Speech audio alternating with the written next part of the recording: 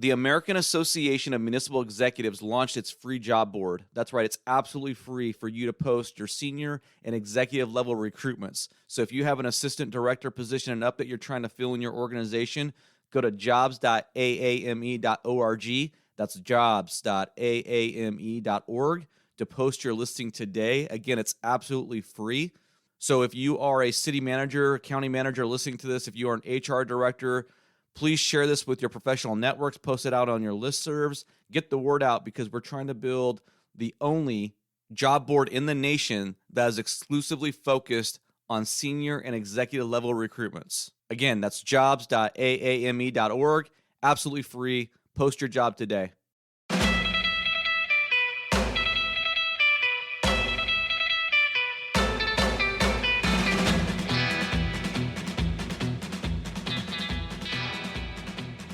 All right. I'm Joe Turner, and this is the City Manager Unfiltered podcast, a podcast for city managers and other public sector executives. It is the most influential local government podcast in America.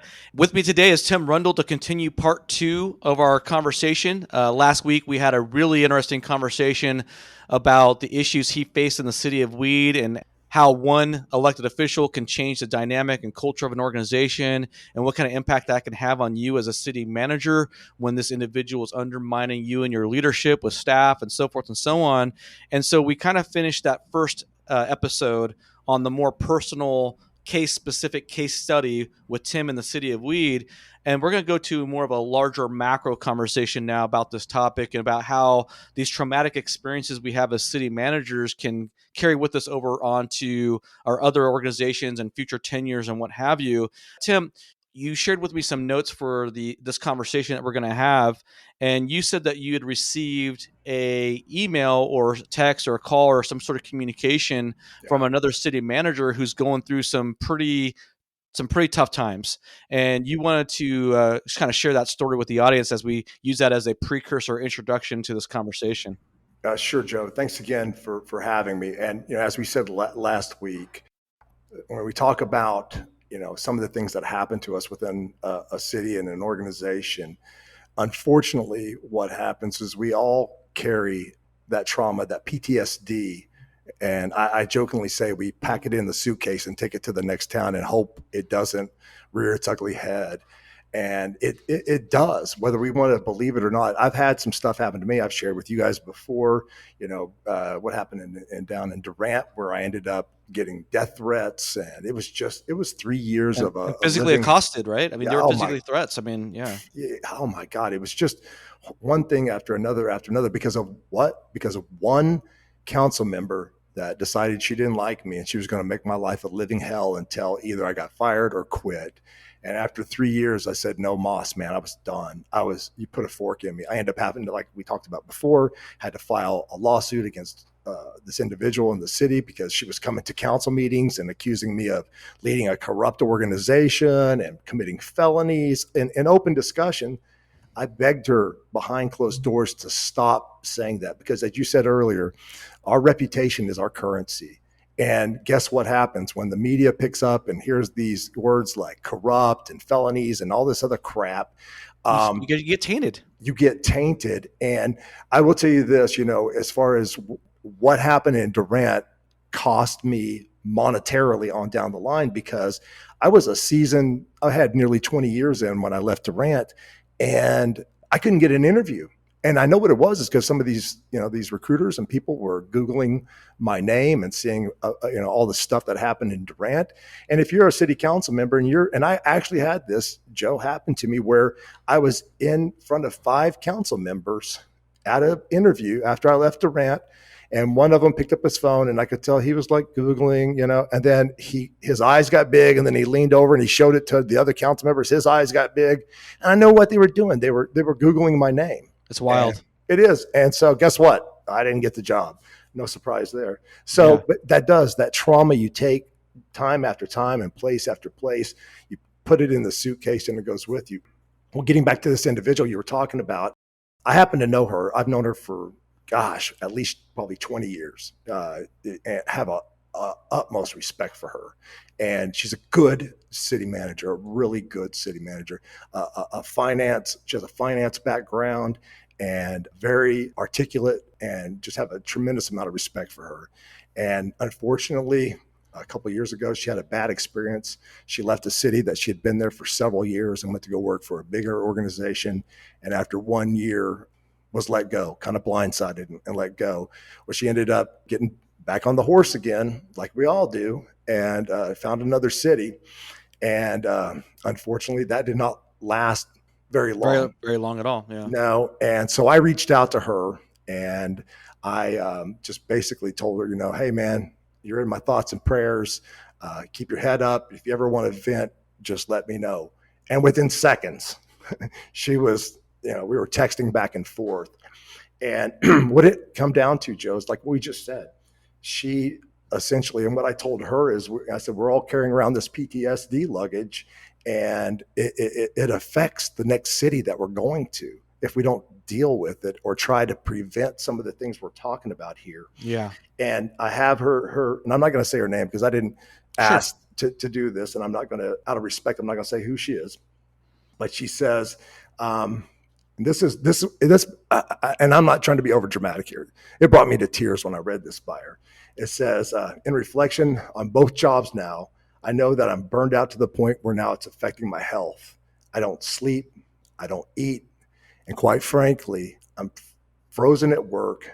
I'm afraid no matter what move I make, it will be the wrong one. And the same thing happened in my brain. It's the same thing that happened in my brain after this last job where she got blindsided. And so it's affected her health. It's affected her family life. It's affected everything. And the one city that she went to and didn't make it, even a year, she shared with me, she and her husband bought a house. I mean, yeah. And you're taking a big risk. Risk. A huge risk. And you go into these things. But more importantly, if we don't take care of ourselves, and I know you're battling something right now too, Joe, with what happened with you at your last position. Yep. I've been there too, and obviously it's taken a toll on her as well. And it's because, like I said, we don't unravel what's going in our brain with this PTSD. And more importantly, that's, I wanted to talk a little bit today about maybe some of the measures we can take to prevent some of these things. As we talked about at the last go around, there was things I wish I had done in weed, even though I saw my counsel witness what was going on. I was assuming that they were going to hold this individual in check, and it didn't happen. He was allowed to, run freely and do whatever he wanted. And what's it done? It's cost the city. Not only have I left, of course, we talked about, the fire chief was fired. Yep. That's now filed a lawsuit against the city. The public works director, he had words with this individual after he was trying to tell him that I'm not the piece of garbage that I am. The public works director has left the organization. So in less than a year, they've lost a city manager, a public works director, and a fire chief with a combined experience of somewhere probably close to 90 years of experience out the door. In a small town like Weed, that is incredible. You want to keep. You can't replace. It's irreplaceable. No, and that institutional knowledge. Yep. And so here we are, nearly a year later, and they still haven't found a replacement. And it's because, like I said, people in our industry talk, and we share our experiences. Whether these councils like it or not, we're going to go out there and share our experiences. And especially if the individuals or individuals are still in place and within a city that are churning these people out, why in the world would you want to, throw your hat in the ring if that's going to possibly happen to you too? Yeah, man, I feel like I got to be a little. I feel like I got to pull back the curtain a little bit because you mentioned my situation and we're recording this on May 28th. Which is about 3 months to the day of when I first learned I had warrants out for my arrest in Florida for these bogus, horseshit charges, these felony charges.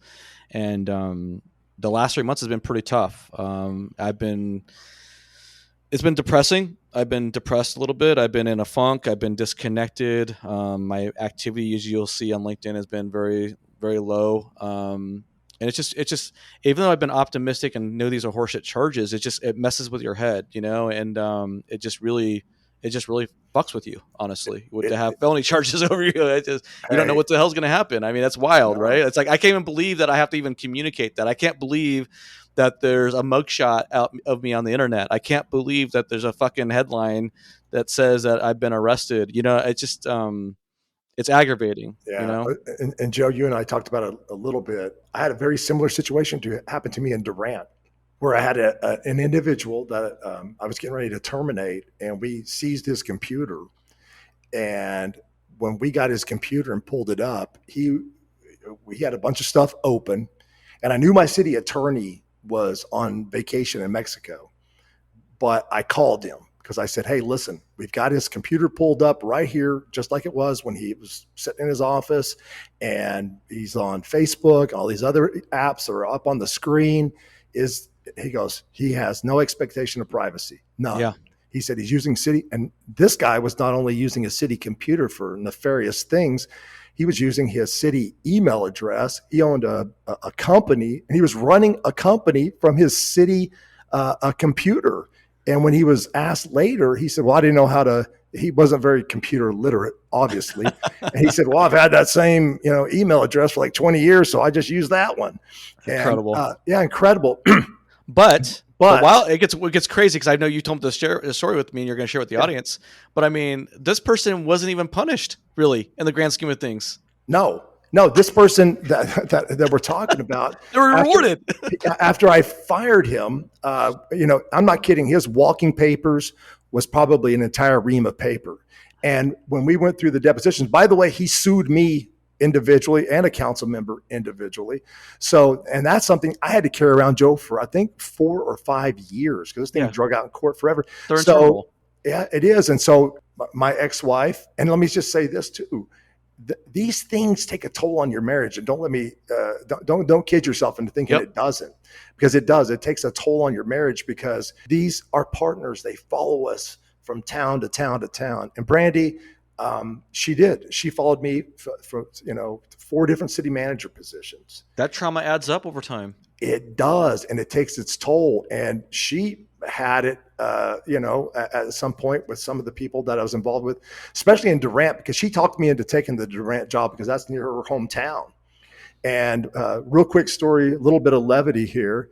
One time I was in a executive session, and she had come up to the council meeting, and I was not happy to see her sitting out in the audience. And she didn't say anything. She didn't get public comment and say anything, but she just wanted to be there to support me, which is great, because I was going through a pretty rough patch. And while I was in the executive session with the council, there was a group of people that were the followers of kind of my adversary, and they were in the room talking very loudly in the council chambers about me. And she overheard some of the comments they made. There's probably like 5 or 6 of them. And she walked over there to the group, and she goes, "Hi, I don't think I've introduced myself. I'm the asshole's wife."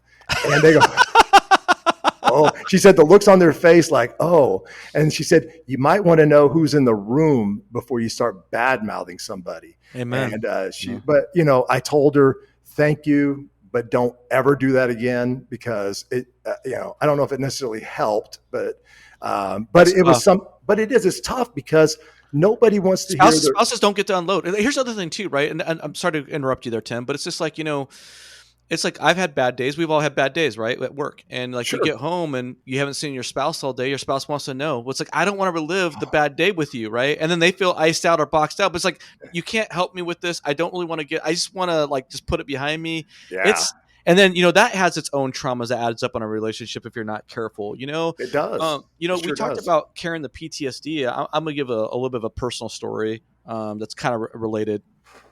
My first real relationship was with the mother of my kid, my 2 children, and it wasn't a healthy relationship. Let's put it that way. And boy, when I looked in the mirror, I wasn't happy with the individual I'd become, who my behavior, the way I reacted to things, the way I spoke to her. She was not blameless by any stretch of the imagination. You alluded to a documentary that you're working on where there are some falsehoods. I'll just say that I went through a similar sort of personal experience. Okay. So I had a very manipulative person in my life, brought out really ugly things in me because I just can't stand people manipulate other people. Anyway, Be that as it may, it was a very toxic and unproductive relationship. And that was all I knew. It was all I knew, right? And I remember getting out of that relationship and having my next relationship, and then ultimately getting into a relationship with my wife.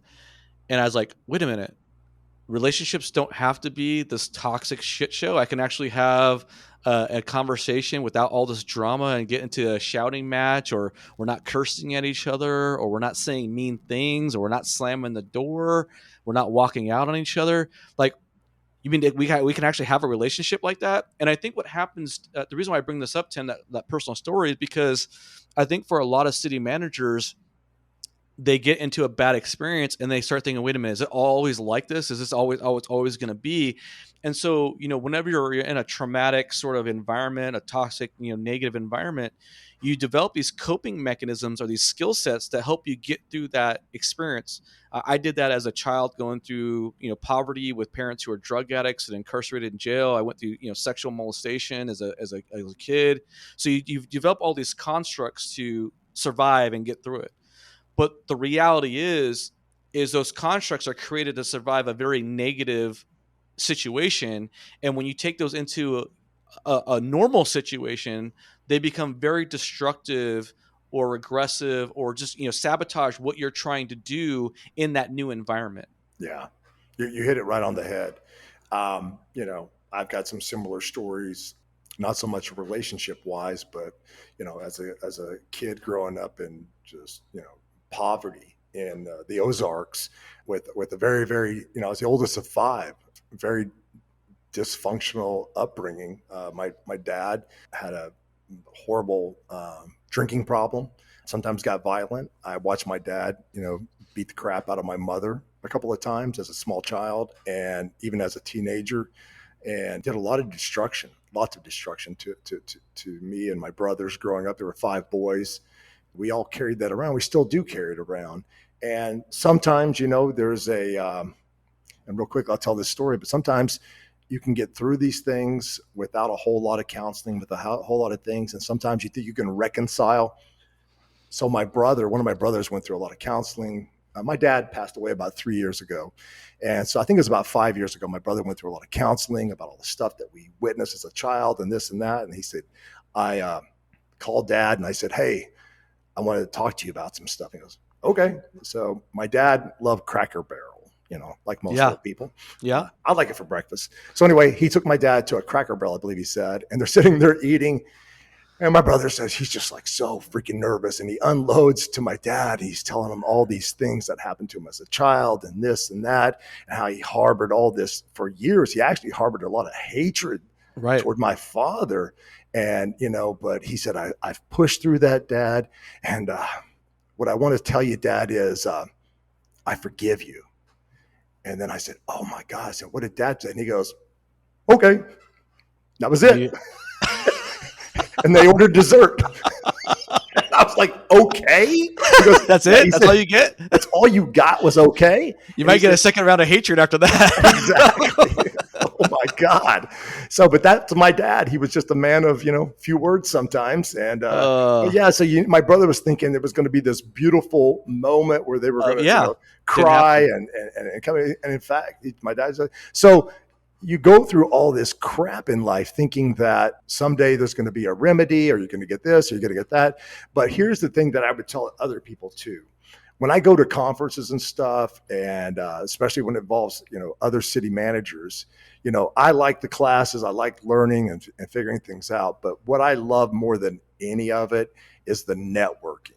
Because when you get a group of a couple thousand city managers together and, you're sitting after hours thing or this or that, or even in between sessions, that's when you're allowed to kind of vent and share stories, and to also say, hey, man, I'm having this issue. What would you do? What would you do? Right. And a lot of times these issues involve personnel issues, and a lot of times they involve, working with elected officials. And I am very, very blessed and fortunate right here in Brookings. I live in one of the most beautiful cities, and I'm not bragging, but yes, I am bragging, but I live in one of the most beautiful cities. I live 2 blocks from the beach. I can be from my front porch to the beach in less than 2 minutes. That's sitting a game changer. That is a huge game changer. Now, the Oregon coast it's not like the Florida coast, but it's because it's much cooler waters, but it is gorgeous. And so I live there. But most importantly, when I interviewed for this position, what was most important to me was the stability of this council. Right. Because I did not want to walk myself into a similar situation. And the reason why I took this job in Brookings was because I started having all the issues. And I told myself, you know what?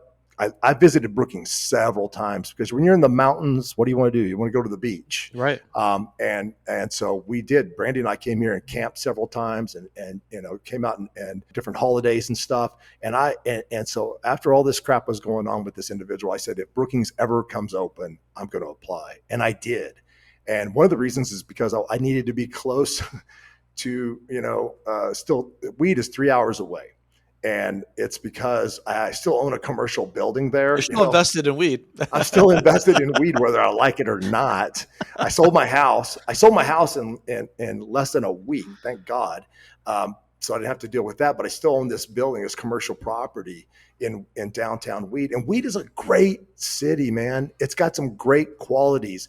And I don't want to crap on it just because of this, this one individual and what he did.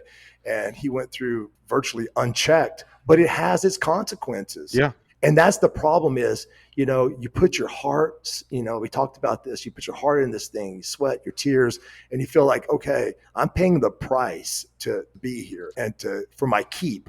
And then all of a sudden it just takes one council member, just one, who's decided he's put you in his crosshairs and he's not going to stop until you're gone. And that's a shame. So, a lot to kind of unpack here in this conversation, Tim. And, I've been working on the AAME model contract. I hate to bring it up because it's been dragging out and I've been going through my situation, but, no worries. I'm frustrated. I'm not happy with myself and whatever. But I've also been working on a guidebook to go with that model contract, right? Because there's a model contract, but I also want to provide greater contextual sort of conversation discussion about different nuances and things to think about, because you can't possibly ever have a perfect contract. There's no such thing. Everyone's situation is different. And so I've been writing this guidebook and I've been covering a lot of ground that we've just sort of kind of talked about. I talked about some of the spouse issues and, the big thing for me when I talk about the contract is that if you go back to the very second episode, right, of the podcast where I talked about the most important objective during contract negotiations, it's to minimize risk, right? There's the financial risk that you have to minimize, and there's also the risk that comes with the emotional trauma, the mental health issues that you face as a city manager, your family faces, the upheaval, moving, relocating, changing schools, changing jobs, losing friends, moving away from family, all that stuff that happens. And so everything that we do is just so perilous as an occupation. Yep. And that's why the contract is so important to minimize that risk. And the other thing that to go along with this discussion, when you talked about this email or this conversation you had or text with a manager who's going through some tough times, and I've talked to numerous managers about this too over the years, is like, hey, one of the reasons why you want to have a strong severance clause and you want to have that built in is, like the average person, the average Joe Blow taxpayer, they go, oh, these are just freaking golden parachutes and these are just ways for you to get rich quick. It's like, no, getting fired is a traumatic thing that you have to work through. Yeah. Not only from a financial standpoint, but also the impact of your family and the mental health, but your mental health and you processing it. I mean, getting fired or terminated is not a good deal. And if you do not have a strong contract and you do not have, the financial wherewithal to withstand being terminated, then you're forced to go into this next situation more out of desperation than out of choice. And it's very easy to find yourself in a situation where you're entering this downward career spiral and things are just starting to go off the track. Now you find yourself in a community you don't want to be in a geography you do not want to be in, and it just because you have to pay the bills. Yep. And it's just that snowball effect, right? Yep. And so you have this person who sends you a text now where they're saying it's almost like, forgive me if this is a poor comparison, right? But it just reminds me off the top of my head of, of Maverick and Top Gun when he has that crash and he loses Goose, right? And then he gets back in the plane. He doesn't want to engage. He's paralyzed. He doesn't know what to do. He can't engage. It's like, you have this trauma and you don't know what to do. It's not good. It's not a good place to be.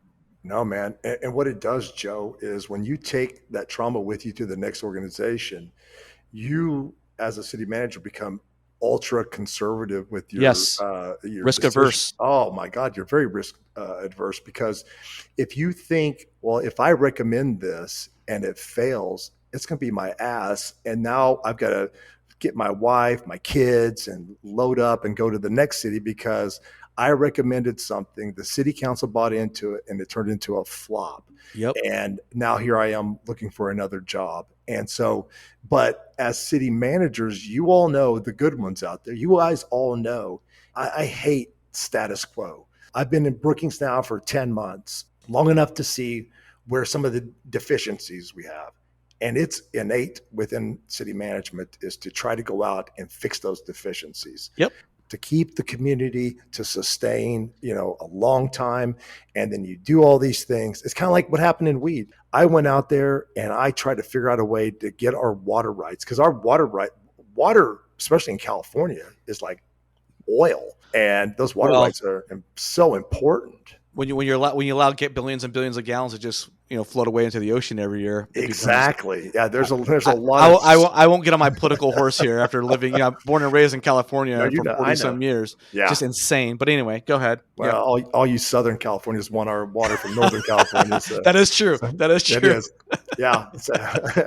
But anyway, yeah, I actually was a finalist before Weed. I was a finalist in Bishop. And long story short is I started doing my research. Bishop is where the guy from what was his name? The guy from L.A. back in the 30s and 40s, based on the movie Chinatown. Yeah. For the water. For the water, he went up and told all the farmers that he was getting it he was going to do all this farming, but what he was really doing is stealing all their water and piping it down to L.A. for them. So Mulholland, that was his name. Yeah. Anyway, but yeah, you do all these things and you try to make your community, or if you're even as some stupid as me, you go out and buy commercial property in that town.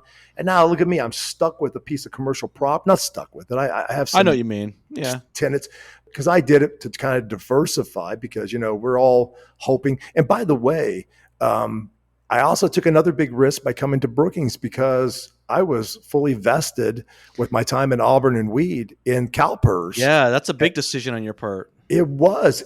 But for my mental health, I had to get out of that organization because it was getting uglier and uglier by the week. This guy was not going to stop until he got his way. And his way was me hitting the highway. And I just was like, I didn't have any more fight in me. But I will tell you, there's parts of me that wishes that, there's a few things I wish I had done differently.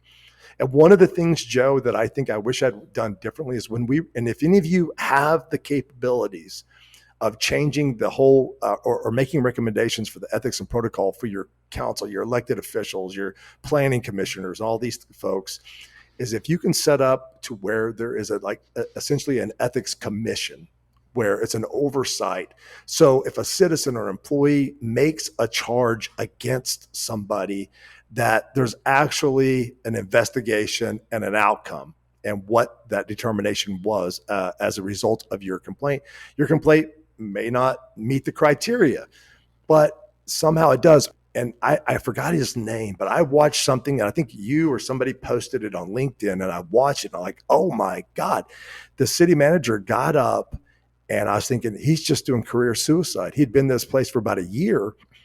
And during comments from the council and the city manager, he starts spewing all these grievances, all these things that the council members that are doing that he feels like are criminal in action, very unethical.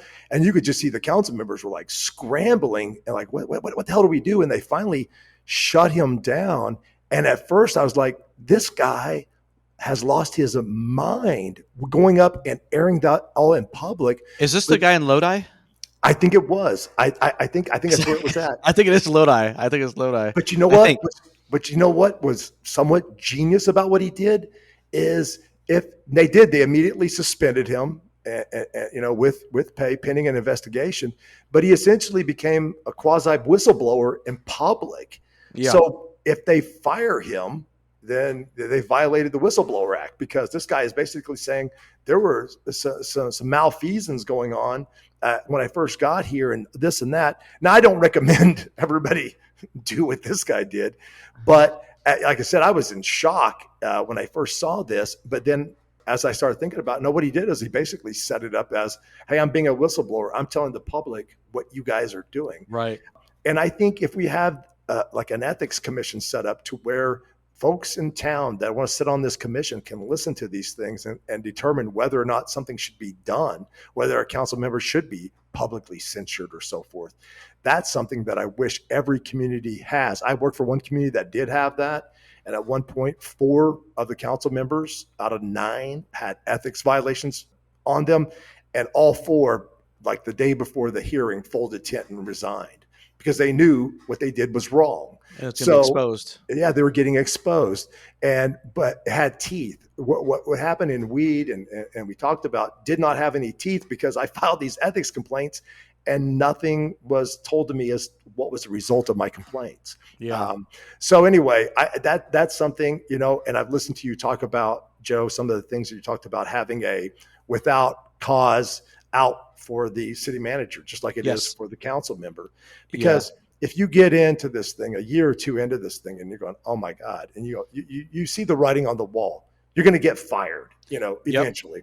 Then you can just bail out without cause and leave. That is one of the things I'm most proud of the American Association of Municipal Executives model contract is the effort that we're doing to try to bring equilibrium or parity to that council manager relationship dynamic, the power balance. And I think it's ludicrous that up till basically now, city managers have never really had the ability to terminate contracts for cause, except for in a few minor instances. You'll see something like if they, I've seen language, for example, if a city manager's salary is cut too much, reduced too much, or not in line with the staff during a recession, you can sever that. I've seen an instance, for example, where if the council reduces or dilutes your authority, maybe they try to take away your ability to hire and fire department heads, or they try to, co-opt some of your power, then I've seen some language where you can opt out of a contract. But by and large, that's it. And there needs to be more language within these contracts that give the city manager the opportunity to terminate the contract for cause, meaning the council is doing something wrong or members of the council are doing something wrong, and be able to collect that severance, make them honest. Because right now what happens is you have situations like yours, Tim, where you can get beat up, but you just have to sit there and take it or find a new job. Yep. Right. Yep. And you don't know when that breaking point is going to be reached, right? Thankfully, you happen to have the good fortune of Brookings, a city that you'd already identified miraculously. Hey, I'd love to go here, and it opened up. And how often does that happen, right? Not very often. Rarely. Very rarely. So if that didn't, and it wasn't like you weren't. We talked about this in the episode that never got released, right? The cutting room floor. So I asked you about this. Yep. You weren't shotgunning your resume out there looking for jobs. You hadn't even started looking for jobs. You're just enduring the situation. So you were in this position where who's going to break first, me or a new opportunity is going to present itself, and you were able to bounce out of there. But you couldn't leave on your own because you'd instantly lose your income. Right. Yeah. And that's a tough nut to swallow, right? We don't know your next job's going to be. But if you have the ability to exercise an opt-out clause in your contract because your council is behaving unprofessionally, unethically, undermining your authority, sabotaging you as staff, then that, I think, brings more balance to the equation. Oh, yeah. And that's a great point. And the individual that I was talking about in Weed started similar doing the same thing. It went from an administrator to a council manager form of government about 2 or 3 years before I got there. Oh, okay. But the city manager that was there prior to me, he was an attorney, but he didn't close all the loose ends. And there was some language that, if some people interpreted it, made it sound like I had the authority to supervise all the department heads except the fire chief and the city clerk. It was weird because he didn't button everything up. So this individual that, I was discussing earlier, he tried to exploit that into the fact like, okay, we need to be in charge of this. In fact, he made multiple statements. I'm going to try to get us to go back to the administrative form because he wanted to basically manage the city himself. And what he wanted to do is take away my authority, my ability. Although I have letters when those individuals, the fire chief and the city clerk, both had their offer letters and they both signed it. It said you will be under the supervision of the city manager. Yeah. But he was like, no, no, no, I found a crack, and I'm going to try to go through it. And it really did. And getting back to what you talked about, some of these severance packages, yeah, I'm so sick and tired of everybody these golden parachutes. You tell me, you move 2,000 miles from home, Yep.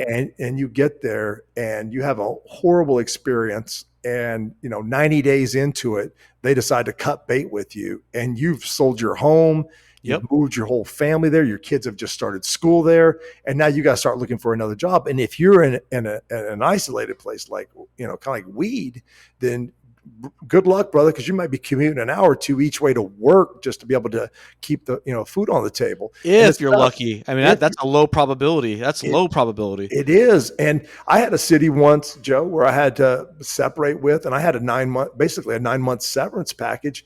And so it got ugly. It started getting ugly. I went to toe to toe with the fire union, and the council decided to back the fire union and not the city manager, which is fine. That's their prerogative.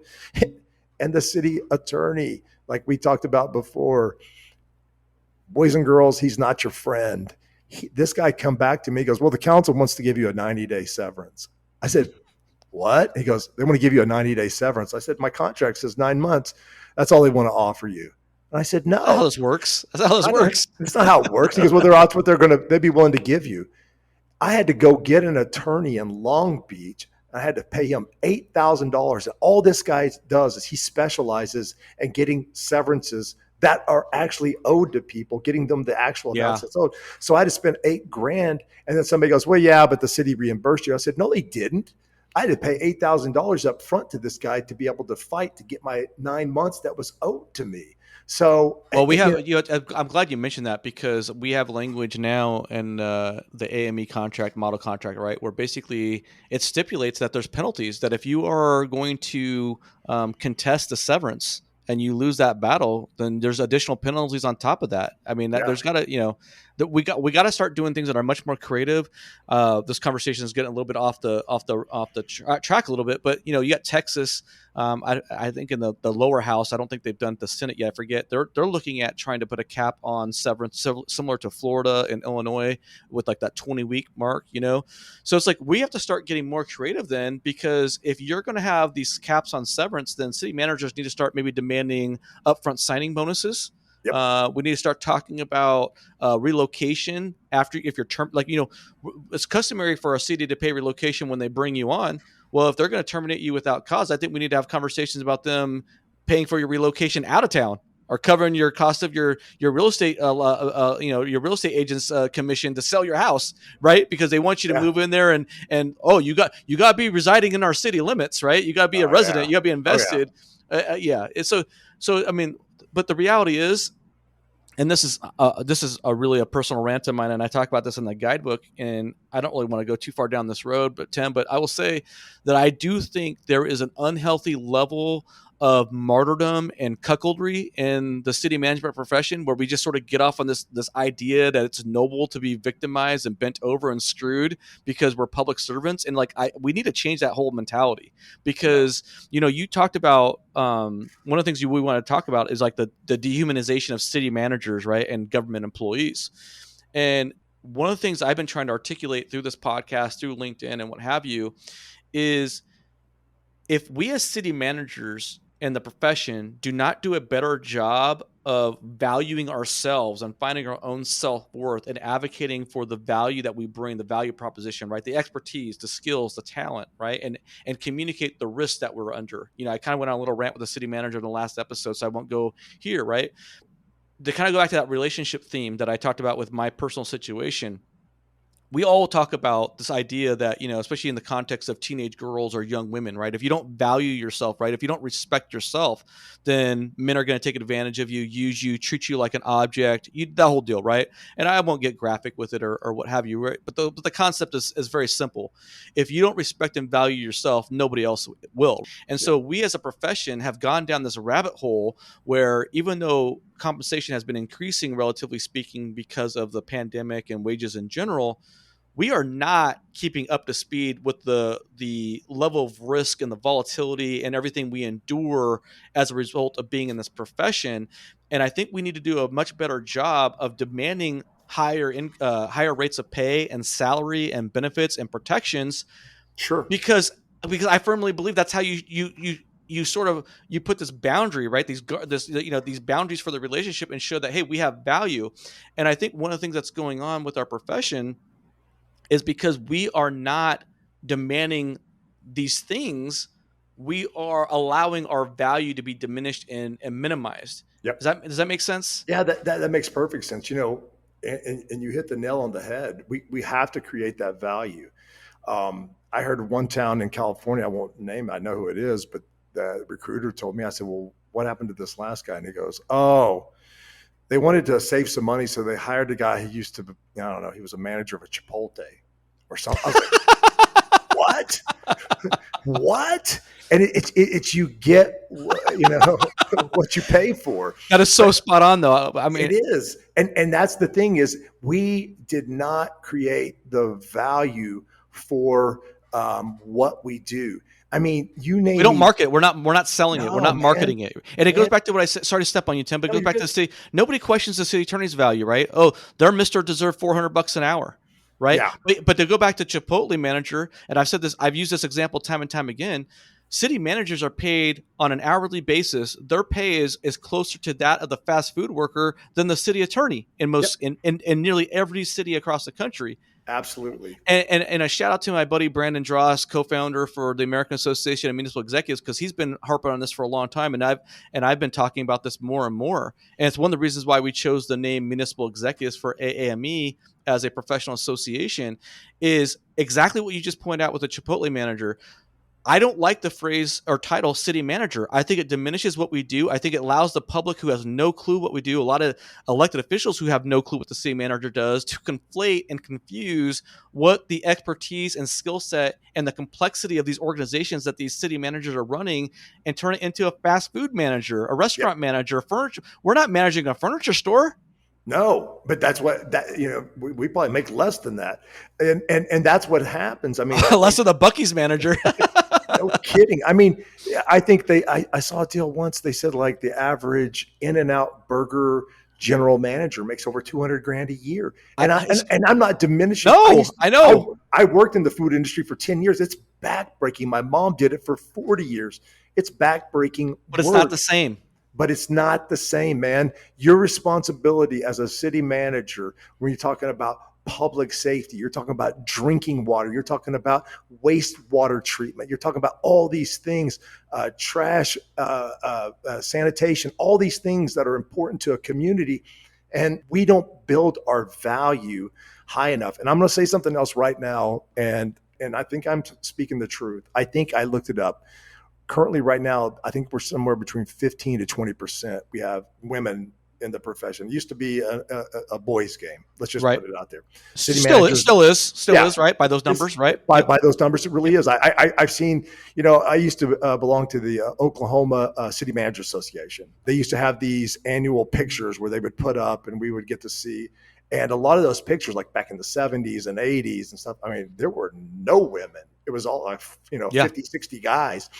But now they're starting to come into the situation where they're coming in, and the parity for them is not great either, because some of these cities and towns think, and here's the other thing is, and I told my friend, and she goes, you're the first person. She says, I've been saying this for years, and you're the first person that has said it, not just nodding with me, but said it to me before I could say it. Right. Which is, women in this profession do not get the same level of grace as their male counterparts. And what I mean is, I think in the eyes of some, I would say more traditional, probably especially down in southern states in the Midwest, I think under the mindset of some of these people, they're like, well, we're doing you a favor. You're a female by allowing you to be a city manager. So we're not going to start you up very high. We're going to let you come in, at the lower end. And if you screw up, you're gone.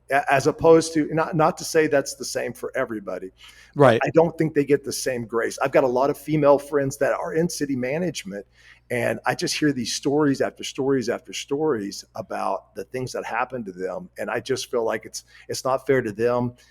They're not getting what they deserve as far as pay and benefits and other things. But I think we're doing ourselves a disservice as well, as like you just said. We're not going out there. I had a boss back in the 1990s when I was in the private sector, and we sold the best radio systems. I worked for a Motorola dealer, one of the biggest ones in the Midwest. And we came in one day, and he basically talked about the value of Motorola, and he said, "Tim, we have the cookie, man. They want our cookie. We're not just going to give them the cookie. We're going to make them earn it. We're going to make them pay for this cookie. Don't give the cookie away." And I was like, oh, now I kind of see what he's saying is like, we get so excited to sometimes just get a job.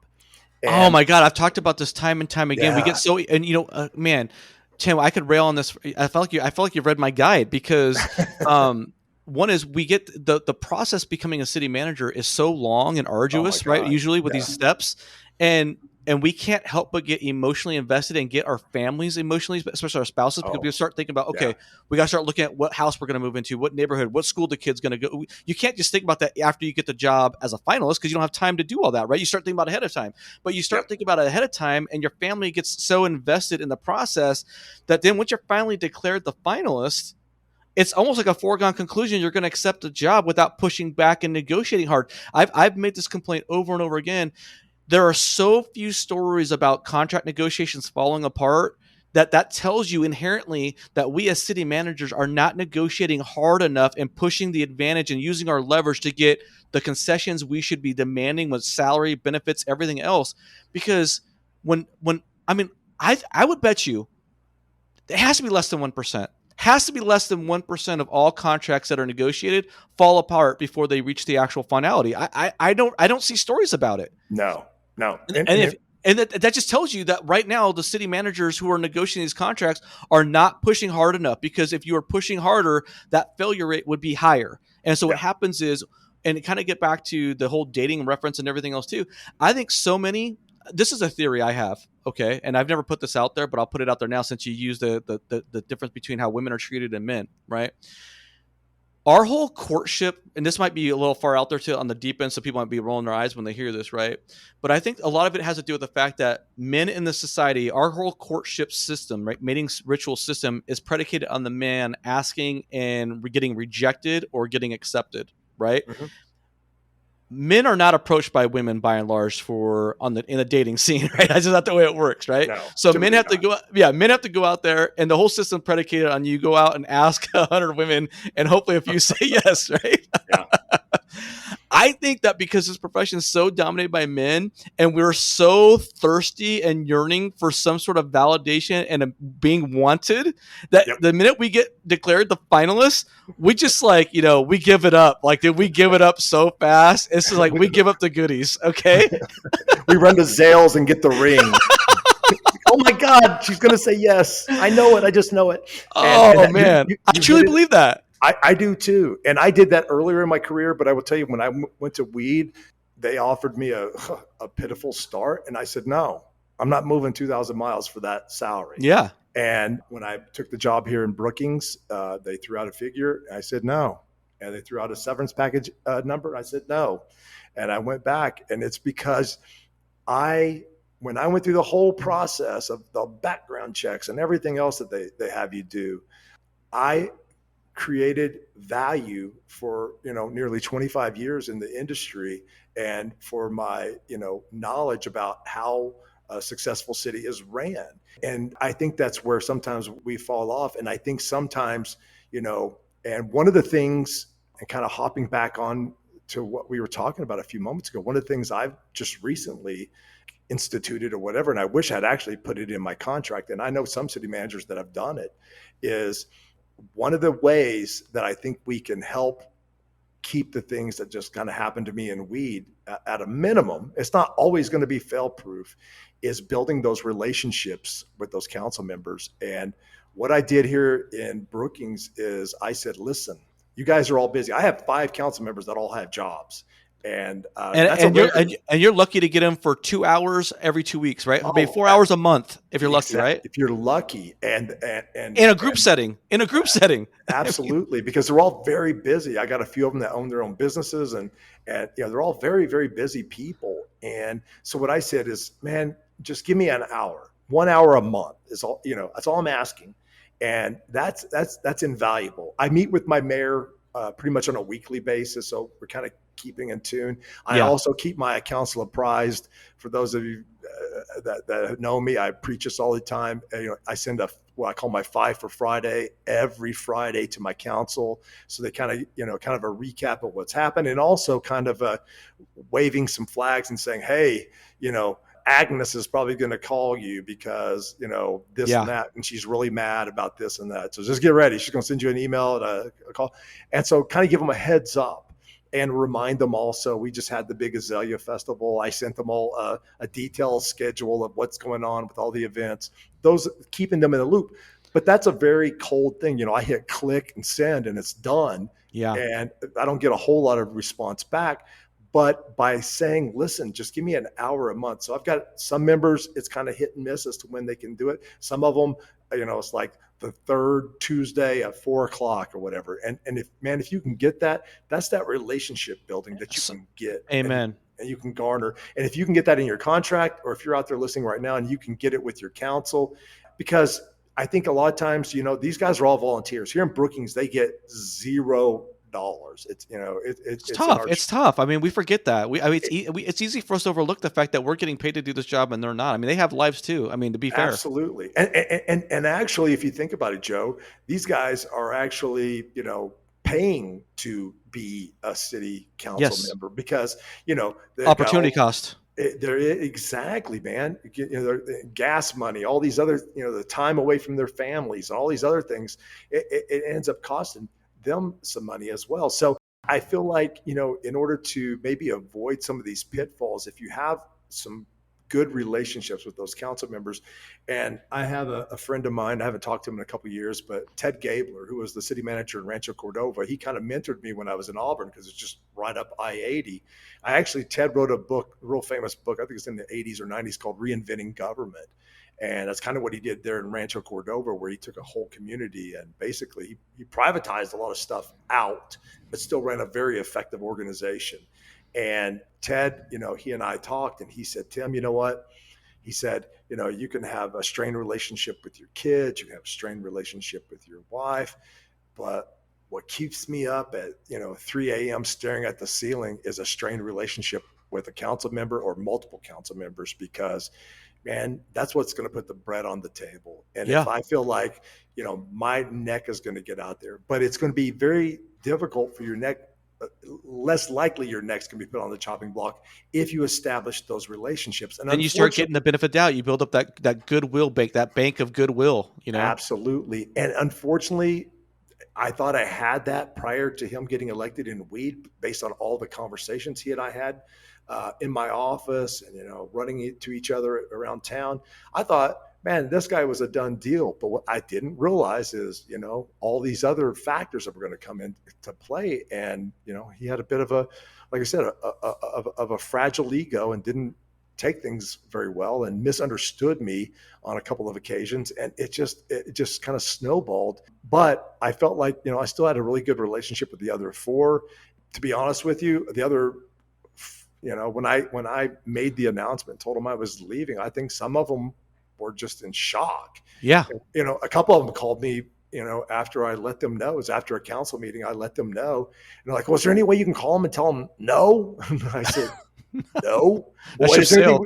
It's not. They said, is there anything we can do to keep you here? And I said, no. You're asking too late. You're asking too late, man. Yeah. If you guys had put this guy in check and kept him, where he needed to be up, on the dais, instead of hanging out at City Hall for hours and hours a day, undermining me, then we wouldn't be here right now. So now where are they at? They're a year into the search. They still haven't found anybody. They've got another interim, but I think the police chief is now the interim there. And not good. And it's good. no Very good. costly. Very costly. And that's what people don't understand And if you're an elected, listen to this, understand that there is a cost. What happened in Durant, 9 city managers, or, with interims counted in too, in 9 years. That, it affects the organization so many different ways, especially, the staff, because they feel like this is a zoo, man. Yeah. And do I want to be a part of this, or do I want to go somewhere else, which is a little bit more stable? Yeah, great point there, Tim. We talk a lot in management circles, right, about the importance of one-on-one with your department heads, and people tout weekly one-on-ones. Some people, I've done that, weekly one-on-ones with department heads. But how many managers are actually having that one-on-one relationship with each member of their council? I know some do, obviously some do, Yep. but I really think that's a key factor in building those relationships, right? And It I know is. we're coming up a hard stop here for you, but I wanted to hit one more point because you brought up the cookie, the Motorola cookie. We're the Yep. cookie, right?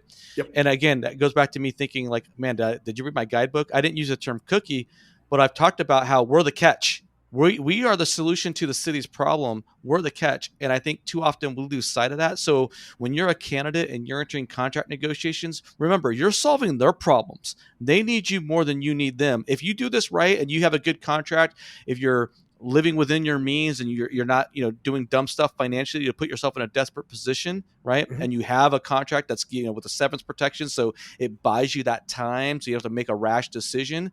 You don't need to be desperate to take the job. They need to be desperate to want you and to have you bring you aboard. Absolutely. So remember, city manager, you're the candidate, you're the cookie.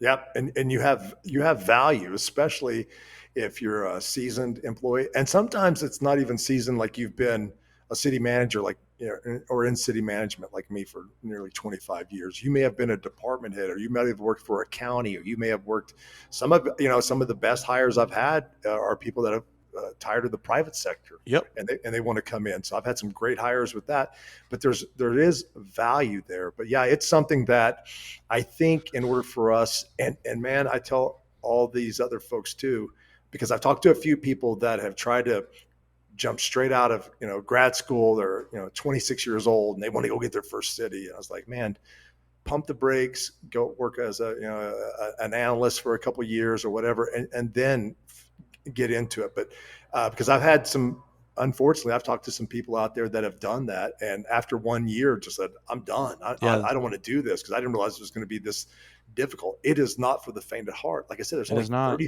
3,500 of us. It would take me 15 minutes to tell you what percent that was, because there's so many zeros in front of it, because we are just a minuscule part of the population in this country. But guess what? We have value. If there's only 3,500 of us out of 340 million. Scarcity. Yep. We are the cookie, man. Do not undervalue yourself. And if you get into an organization where let's just say you're 10 or 15,000 apart, and they say, no, we're going to take the next guy. Oh, then it wasn't the city for you. You say, if you're negotiating, right, and you're the cookie, and they try to lowball you an offer, you say, "Eat me." Exactly. I'm going someplace else. I'm going someplace else, and there's nothing wrong with that. And I did. Hey, by the way, real quickly, when I first got as an assistant city manager in Yukon, I got courted by another city not too far away from Yukon. And man, I'd only been an ACM for 2 years, and I go over there and I'm interviewing, and they go, okay, you're our man. I'm like, oh my God, I'm going to get my first city. And they said, but here's what we're going to do.